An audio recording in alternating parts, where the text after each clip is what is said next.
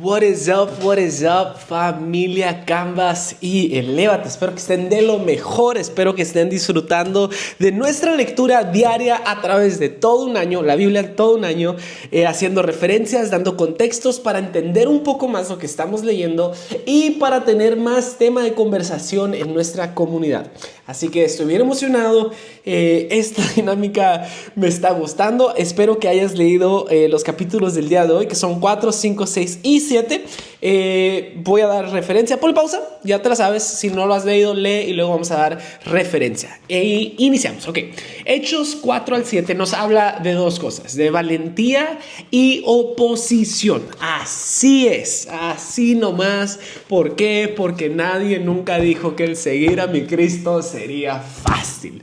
Pero bueno, vemos que Pedro y Juan son enviados a la cárcel inmediatamente por profesar su fe en Cristo.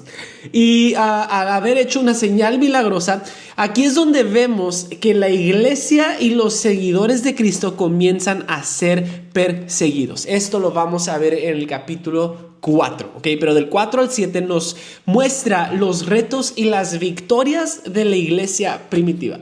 Pedro y Juan son arrestados por hablar de Jesús, mientras los creyentes oran por fortalecer en medio de las dificultades su fe. Okay. La unidad de la iglesia es puesta a prueba cuando Ananías y Zafira intentan mentir y son juzgados por Dios. Y también vemos que Esteban da un mensaje poderoso, nos recuerda acerca de Moisés y él se convierte en el primer mártir de toda la Biblia, en el primer mártir por testificar acerca de Cristo. Pero entremos de lleno a capítulo 4. Ok, vemos que Pedro y Juan son enviados a la cárcel inmediatamente por profesar su fe en Cristo y haber hecho una señal milagrosa. Aquí es donde vamos a ver que la iglesia y los seguidores son puestos a prueba y comienzan a ser perseguidos, comienzan a ser harassed, comienzan a ser, perseguidos, en pocas palabras. Algo que yo puedo resaltar de esta historia, porque tal vez leíste estos 4 capítulos y dices, ok, me costó un poquito, pero algo que yo puedo resaltar de esta historia son el capítulo 4 y en el capítulo 5, y me fascina la actitud no solo de Juan y Pedro, sino en realidad la actitud de toda la iglesia y la petición de oración.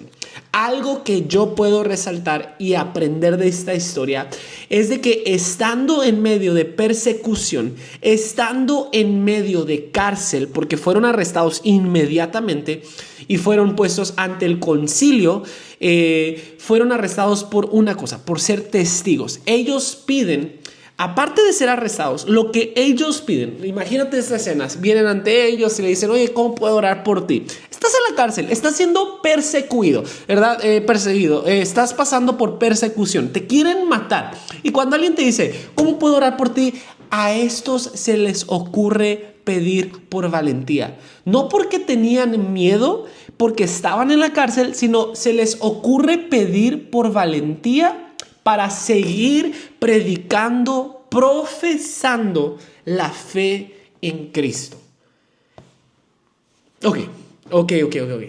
Fuera yo ellos, yo pediría que Dios sacudió el lugar, pero para yo salir corriendo, no para que me des más valentía, no para que muestres tu mano milagrosa en este rollo. No. Yo pidiera valentía para salir como Hércules por las...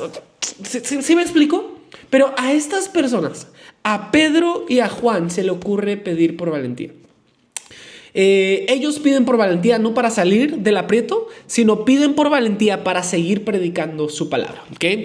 Es decir, para seguir testificando, para seguir difundiendo el mensaje de que Jesús es el único camino al cielo, de que Jesús es el Mesías, de que Jesús es el Rey y Él ha venido a expandir y a establecer el reino de los cielos acá en la tierra. Su oración era para pedir valentía para seguir predicando las buenas nuevas. Ellos estaban orando por cosas no más grandes, ellos no estaban orando por casas más grandes, ellos no estaban orando orando por carros nuevos, ellos no estaban orando por más dinero en sus cuentas, ellos no estaban orando de una manera egoísta. Eso es lo que yo puedo aprender.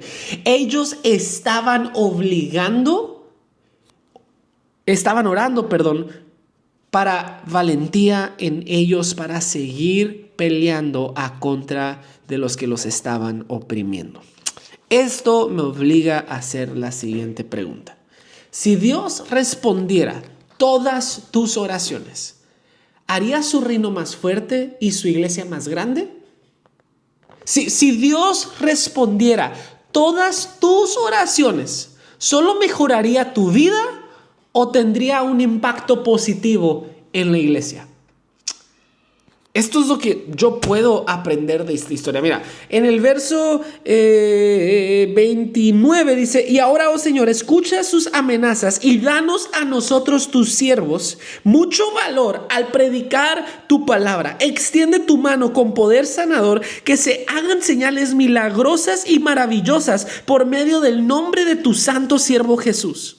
Después de esta oración, verso 31, el lugar donde estaban reunidos tembló y todos fueron llenos del Espíritu Santo y predicaban con valentía la palabra de Dios. Mi pregunta para mí es, cuando yo oro, si todas mis oraciones fueran contestadas, ¿la iglesia saldría beneficiada de una manera positiva por mi oración o solo yo? Qué buena pregunta.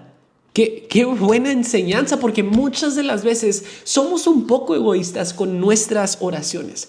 Muchas de las veces somos egoístas por quién oramos, porque tenemos esta idea de que solamente queremos que a nosotros nos vaya bien y de hecho no nos enseñan mucho a orar por la iglesia. Qué buena historia. Aquí vemos que la iglesia está pasando por pruebas de ser perseguidos, está pasando por persecución, pero oran por valentía y experimentan una gran unidad. ¿Por qué estamos orando tú y yo? Estamos orando por la iglesia. Recuerda, el orar por la iglesia es sumamente importante. Tan importante, diría yo, que afecta directamente a cómo nos va a nosotros. ¿Por qué dices eso, Josh?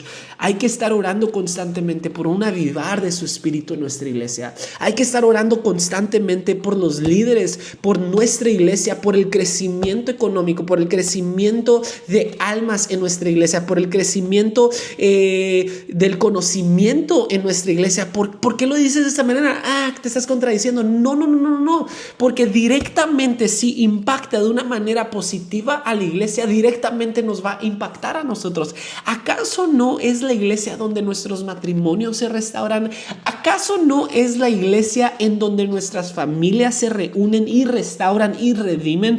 ¿Acaso no es en la iglesia donde tú y yo hemos encontrado propósito, plenitud y nos hemos encontrado con el reino de los cielos, es decir, con Cristo? Es importante. Y animo a seguir orando. Y es más, hoy oramos en conjunto por valentía para seguir profesando, para seguir difundiendo la palabra y el único mensaje que lleva al cielo, que es que Jesús es Rey. En el capítulo 5 vemos una historia muy interesante, diría yo. Una historia que habla acerca de Ananías y Zafira. Una historia que tú dirías, bueno, ¿por qué Lucas se tomaría el tiempo de plasmar esta historia acá? Del 32 al 37, el capítulo 4 nos da el contexto. Nos dice, todos los creyentes estaban unidos de corazón y en espíritu, consideraban que sus posesiones no eran propias, así que compartían todo lo que tenían. Los apóstoles daban testimonio con poder de la resurrección del Señor Jesús y gran bendición de Dios estaba sobre de ellos. No había necesitados entre ellos, porque los que tenían terrenos o casas las vendían y llevaban el dinero a los apóstoles para que ellos lo dieran a los que pasaban necesidad. Por ejemplo, había un tal José a quienes los apóstoles pusieron el sobrenombre de Bernabé, que significaba hijo de ánimo. Entonces, eso nos da el contexto. Aquí hay dos personas que quieren que anhelan la atención y le quieren echar un poquito más de crema a sus tacos al decir, yo también quiero hacer una gran contribución, yo también quiero hacer una donación, vendamos unos terrenos, vendamos unas propiedades, digamos que ganamos tanto y solo démosle una parte al Señor. Pero en el verso 3 del capítulo 5 nos da la historia.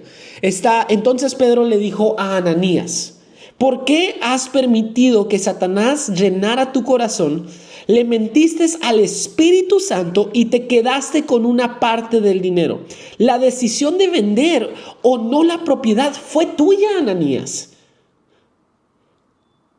Y después de venderla, el dinero también era tuyo, Ananías. ¿Cómo pudiste hacer algo así? No nos mentiste a nosotros, sino le mentiste a Dios. ¿Por qué es importante para Lucas resaltar esta historia?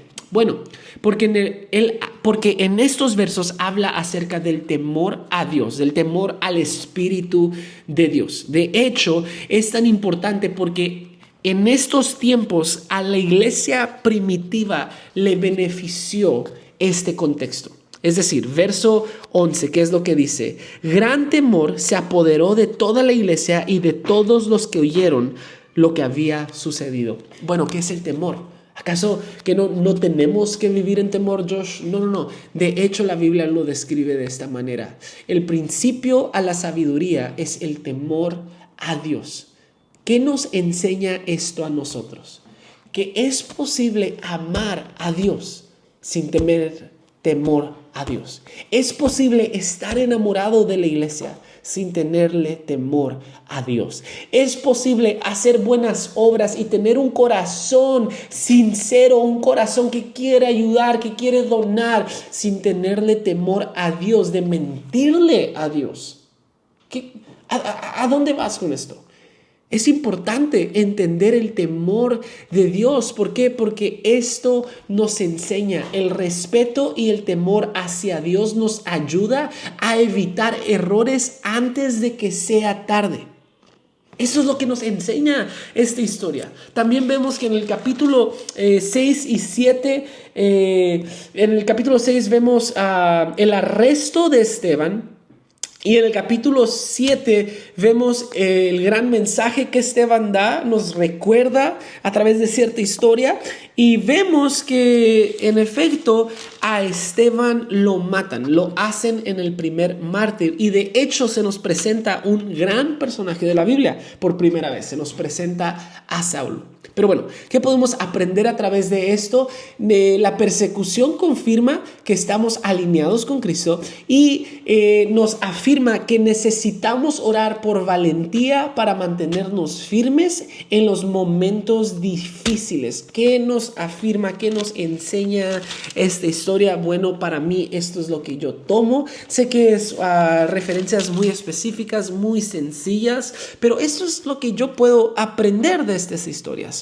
Número 1, de orar por la iglesia, de orar por valentía. Número 2, de tenerle respeto y temor a la presencia de Dios y a Dios. No solamente de enamorarme de la idea, sino de tenerle temor y respeto para evitar problemas, decisiones que nos pueden causar un dolor de cabeza.